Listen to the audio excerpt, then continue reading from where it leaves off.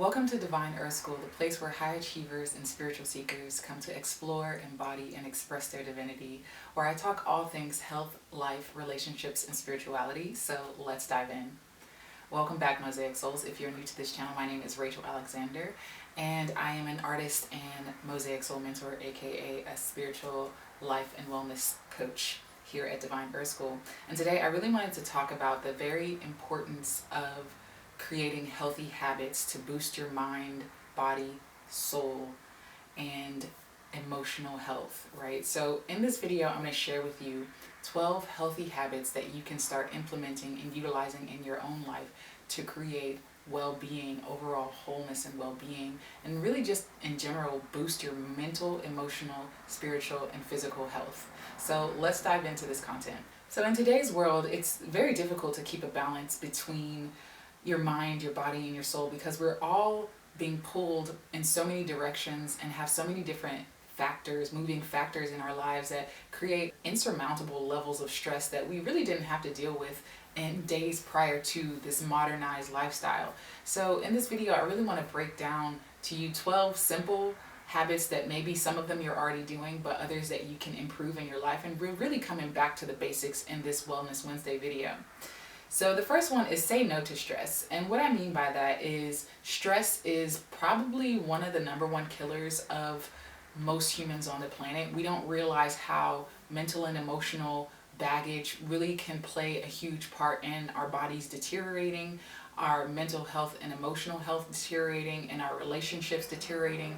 And we don't recognize how powerful stress really plays in our overall health and well-being. So in regards to releasing stress, you want to make sure that you're doing things like taking a brief walk on a day-to-day basis, or releasing tension in some way where you don't feel overwhelmed all the time, or you have some type of therapy in your life, whether that's art therapy, music therapy, reading a book, sitting out in nature therapy. There's so many different types of things to utilize to calm your central nervous system and help you get back into that state of parasympathetic harmony, rather than being in a constant state of, fight, flight, or flee, and having that energy of high cortisol all the time and not being in a state of even keel peacefulness, right?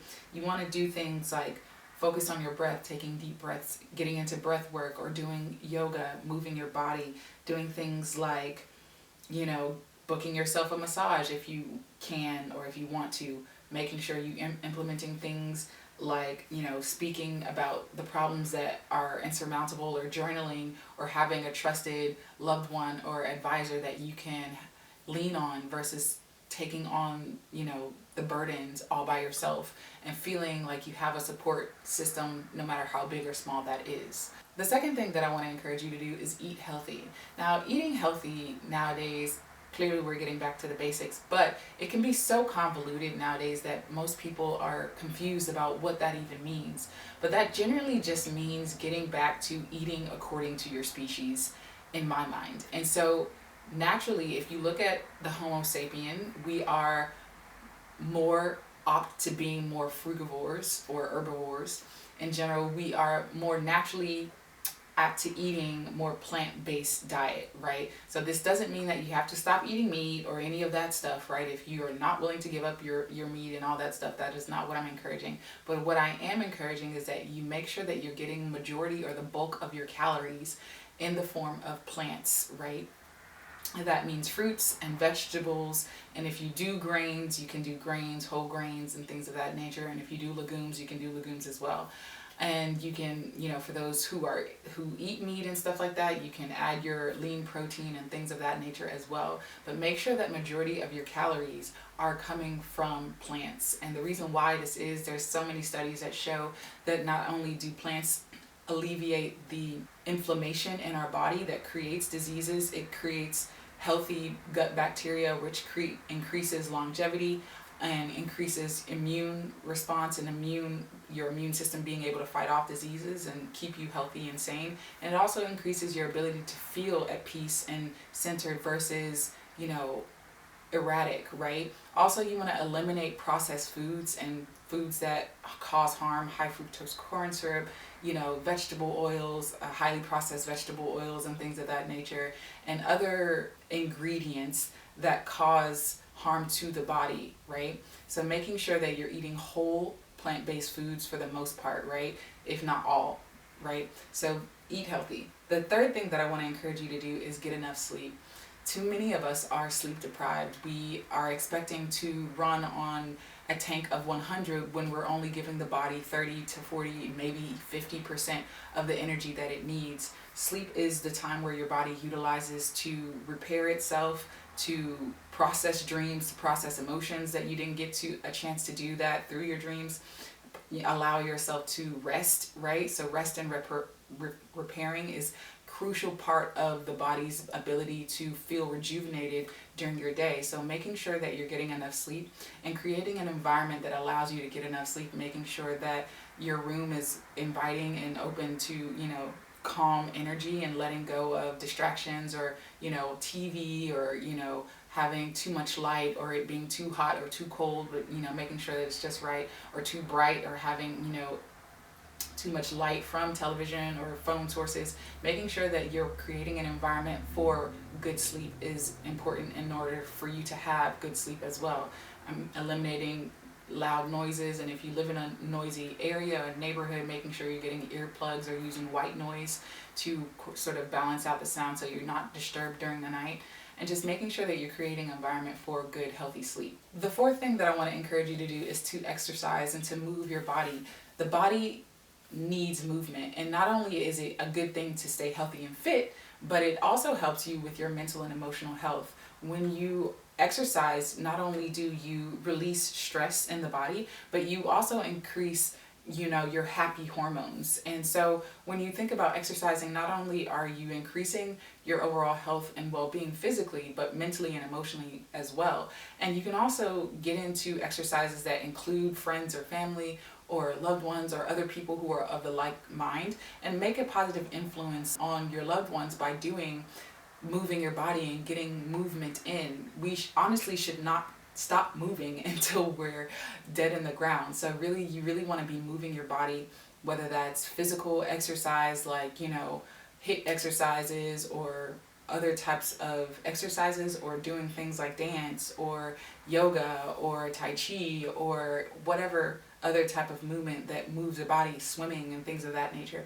Making sure that you're moving your body on a day-to-day basis, and stretching is very important to creating health and well-being and giving you more energy in general and increasing your overall sense of well-being.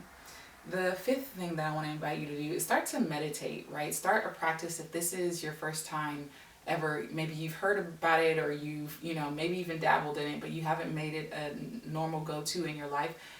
Make it a point this year to implement a meditation practice into your day. The reason why meditation is so important is that it increases your ability to feel calm and peaceful throughout your day. It decreases stress, it decreases anxiety, it helps you soothe your nerves and help you to feel stress-free, and it helps you to control wandering thoughts and feeling overwhelmed all the time. Things that you can do, there's different types of meditations that you can do, like mindfulness meditation, breath awareness meditation, deep transcendental meditation. There's different types of meditation, so feel free to Google or even check out some of the meditations here on this channel. And make sure that you are implementing a space for you to tune into yourself and quiet your mind and get in tune with your soul self. And this is also the power of meditation. It's a twofold. Not only does it help you quiet your mind and relieve stress, but it also acts as a portal and a gateway for you to tune into your higher self, tune into your soul, tune into your intuition, whatever word resonates with you, so that you can move into the wholeness of that which you truly are, which is divine, right? The sixth step is to love yourself. And so what does this even mean? Because a lot of times in this busy world, we don't get any time for ourselves, or we completely ignore our inner well-being. And so this ignorance leads to mental and physical health issues in general. So it's very important to take some time out for yourself and from your busy routine, and to really make sure that you no longer neglect yourself, self-abandon yourself, or you completely ignore your emotions, your thoughts and your feelings, or your desires and your dreams in favor of being a people pleaser or trying to get things done and being in stress mode all the time. A lot of times we don't realize the power of tuning into ourselves and loving ourselves can be a solution for a lot of the problems that we actually are facing. And a lot of times we don't understand the power of that. Loving yourself really is the power of not only being yourself, but it allows for this divine energy, your divine network, your divine team, whatever you want to call it, to sort of move into your life and orchestrate life in a way to where it becomes more easy and less stressful. But when we don't give ourselves the time to focus in on ourselves and focus in on our power and our energy, and we're constantly grasping outside of ourselves, or we're constantly looking to others for solution, or we're constantly overwhelmed and overburdening ourselves, and we're not giving ourselves the power to tap into our own innate true power, we often feel disconnected from who we truly are, and we don't feel whole, and we don't feel fulfilled, and we feel stressed out all the time, right? So some of the things that you can do to start to love yourself is spend some time alone with you.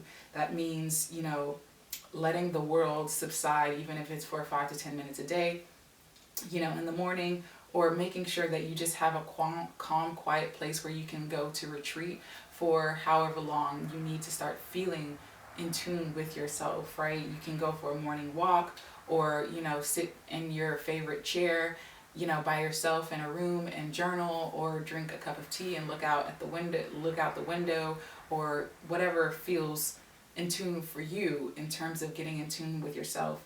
Another thing that you can do is to analyze what you've been doing and appreciate yourself for your achievements and encourage yourself for attaining more, right? So praising yourself for your achievements and encouraging yourself for attaining more. We always want more. That's just the game on planet Earth.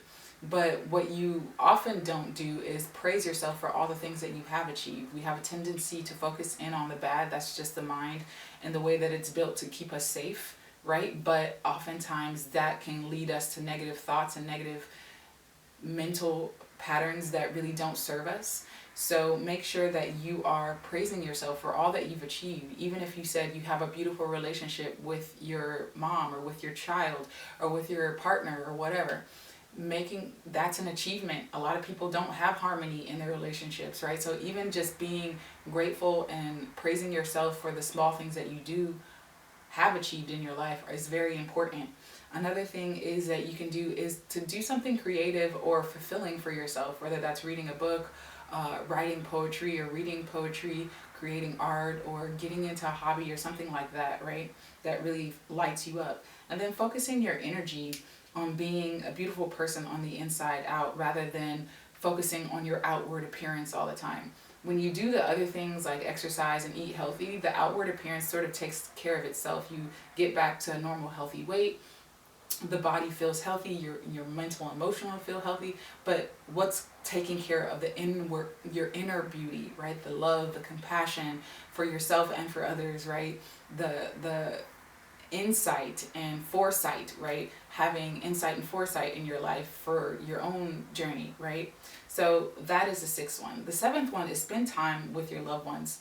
Too many times, especially in today's world where individualism is very much so promoted, you can do it by yourself, you don't need nobody kind of energy that's really promoted in social media, or I might have even said it's on some certain things, cutting certain energies or people out of your life, and that is definitely necessary at times. But make sure that you're refilling up those times of energy, that you're refocusing on loved ones and people who light you up, people who bring you joy, people who matter to you, right? Because you don't want to be on your deathbed realizing that you didn't spend any time creating loving memories with the people that you really love, right? Making sure that you arrange specific activities to do with your loved ones or your partner or your kids, making sure that you're always planning these things and making sure you're setting aside time, especially if you have a very busy or active schedule. making sure that you're spending time, even if it's just having a phone call with your best friend, once a week, you know what I mean? Making sure you set aside time to do that, and giving yourself that spaciousness to feel loved and feel supported and to share love and share support as well, right? The eighth one is to go out often. And what I mean by that is not necessarily go out a night on the town, but it means get outside, right? Get in nature, right?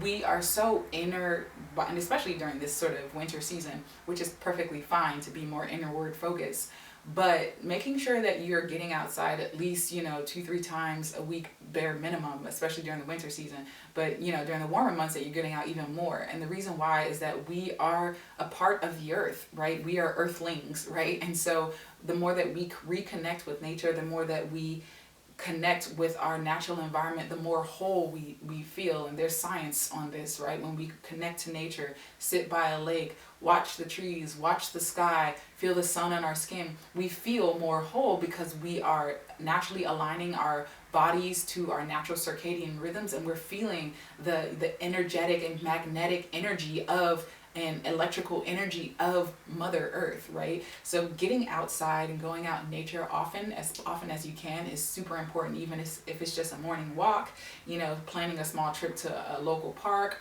or even planning a big trip to like go camping, or, go to the beach or whatever, making sure that you are incorporating more time outside versus always being inside on your phones all the time or watching TV. Making sure that you're getting into your environment more often is going to make you feel more whole and more energetic and alive, right?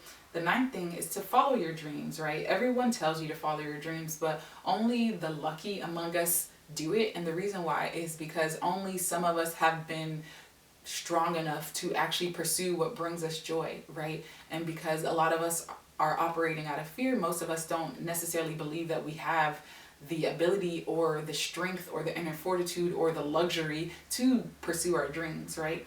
But if you don't pursue your dreams, what else are you going to do when you're on your deathbed? You have to make it a priority that your well-being, your happiness, doing what you love to do is a priority for you in this lifetime, right? So following your dreams will not only make your life worth it and feel like you're whole and you have the sense of purpose and sense of like wholeness and knowing what you're here to do, but you'll feel more connected in your mind, body, and soul and emotions, because you'll feel more connected with your soul, right? The driving force of your life, right?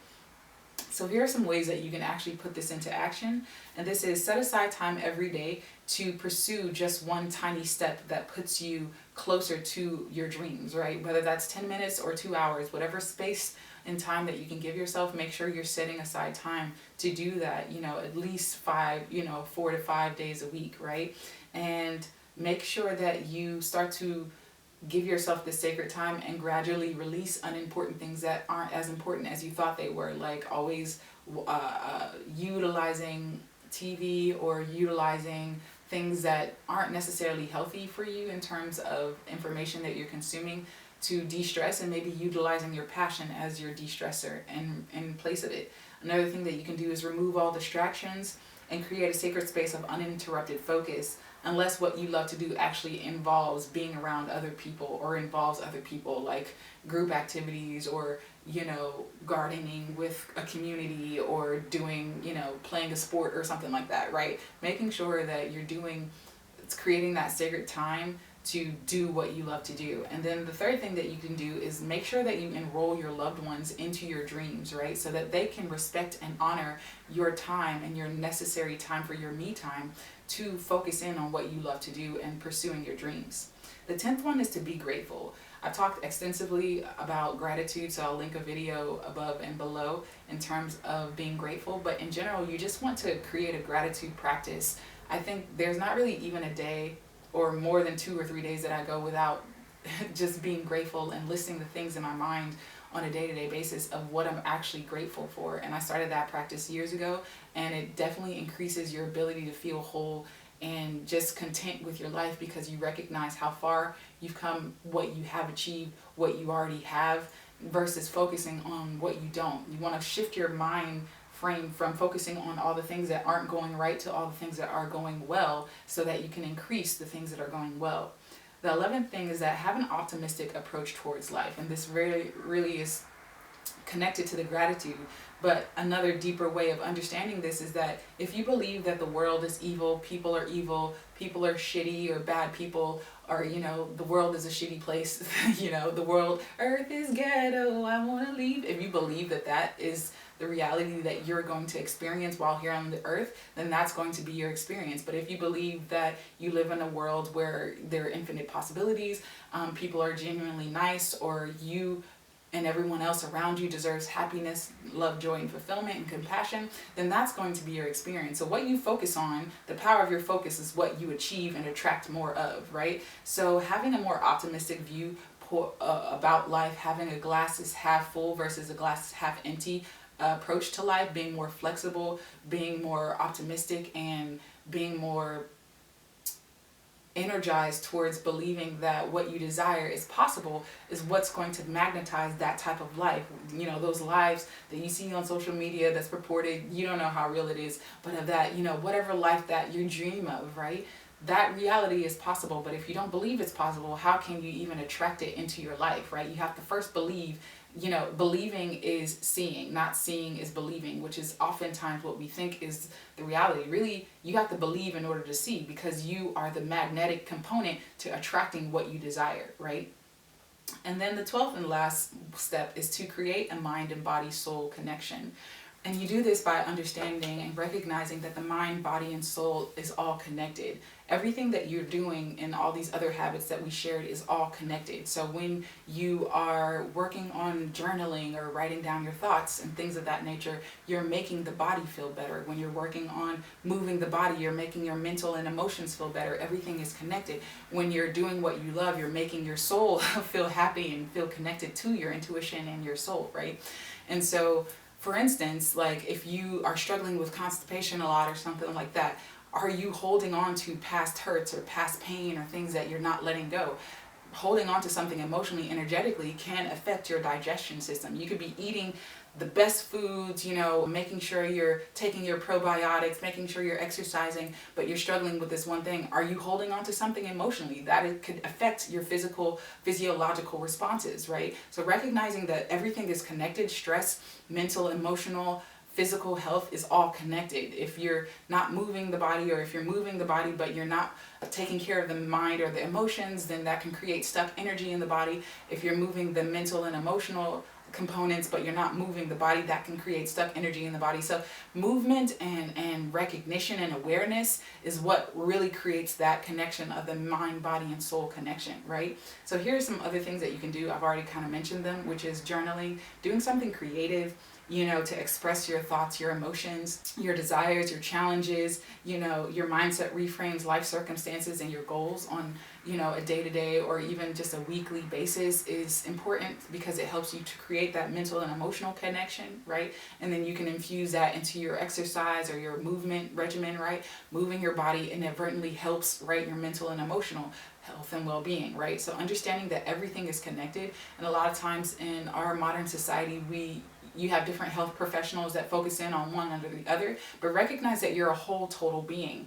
And when you recognize that you're a whole total being, you'll recognize that if you're not taking care of one of these or more areas, then something is lacking or something is off kilter. You don't have to be perfect at everything, right? But making sure that you're even putting in certain habits, especially the ones that I shared in this video, about creating that overall mind, body, spirit connection, and mind, body, spirit, health, and well-being, right? That's going to boost your sense of energy. That's going to boost your sense of love towards yourself, love towards others, compassion towards yourself, compassion towards others, sense of well-being in your body, and reverberate that sense of energy in your own family unit, your own, love circle or whatever. So recognizing that you have a mind, body, emotional connection, mind, body, spirit connection. You are spirit having this human experience, right? So you can't only just focus on the spiritual aspect of yourself and neglect the mind and the body, which a lot of times spiritual people have a tendency to do, or you can't just focus on the physical and ignore the spiritual side. Make sure that you're tapping into each area of your life on a weekly basis, bare minimum, so that you aren't feeling, you know, like something is lacking. Because when usually you feel like something is lacking, is because some area of out of the mind, body, spirit, and emotional health is not being focused on, right? Something is sort of, you're dropping the ball in certain area, and this not recognition to beat up on yourself, but to recognize that, oh, I can improve or tweak or do something else, or let go of something in that area and replace it with something better, or, you know, tweak it a little bit and make it a little bit better, right? We're always adjusting, and that process never ends, right? We're always iterating something and making something better, right? So recognize that that's part of the mind-body connection, and that, you know, as you grow and change and evolve, so will your habits, and so will certain things that you are naturally gravitating towards change as well. You might be really into yoga, you know, in your 20s, but when you get into your 30s or your 40s, you really love HIIT exercises and moving the body in more, you know, drastic ways, right? Or it might be vice versa, right? So, or you recognize that you really love journaling, but you don't really like to write anymore. You really much rather just, you know, record things on your phone, or draw things instead, or, you know, talk to a therapist, or talk to a health coach, or talk to your loved ones, right? More than write things down. Whatever it is that you do, maybe you really used to love reading, or, but now you really like to write, or whatever. You see what I'm saying? Like, you change and evolve, and give yourself that spaciousness to change and evolve as well in your life, because you will feel whole, and you don't have to guilt trip yourself or berate yourself if certain things change and maneuver. You are a whole being, you're an infinite being, and you're here to evolve. So also this is a bonus tip, to give yourself that spaciousness to evolve, right? And to grow and to change, and to adapt new habits, adapt new interests, adapt new things that bring you joy, right? So I hope this video has been helpful, and definitely, if it has been, definitely give this video a thumbs up and subscribe to the channel.